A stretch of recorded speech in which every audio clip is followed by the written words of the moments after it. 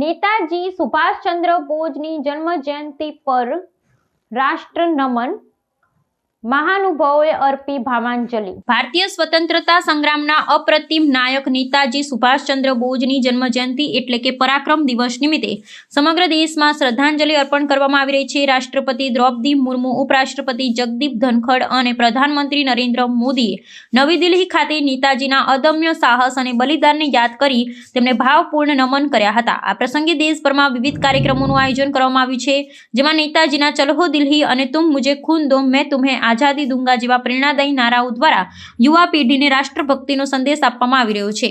દેશના સર્વોચ્ચ નેતૃત્વએ આ અવસરે જણાવ્યું હતું કે ભારતની આઝાદી માટે નેતાજીએ આપેલું યોગદાન અને આઝાદ હિન્દ ફૌજની સ્થાપના જેવા સાહસિક પગલાઓ ઇતિહાસમાં સ્વર્ણ અક્ષરે અંકિત છે। પ્રધાનમંત્રીએ સોશિયલ મીડિયા પર સંદેશ પાઠવતા નોંધ્યું હતું કે નેતાજીએ રાષ્ટ્રના સન્માન અને સ્વતંત્રતા માટે જે કટિબદ્ધતા દર્શાવી હતી તે વિકસિત ભારતના નિર્માણ માટે આજે પણ પ્રેરણાનો સ્ત્રોત છે। કેન્દ્ર સરકાર દ્વારા નેતાજીના જીવન અને તેમના પરાક્રમને યોગ્ય સન્માન આપવા માટે 23 જાન્યુઆરીએ પરાક્રમ દિવસ તરીકે ઉજવવાની પરંપરાને જાળવી રાખવામાં આવી છે।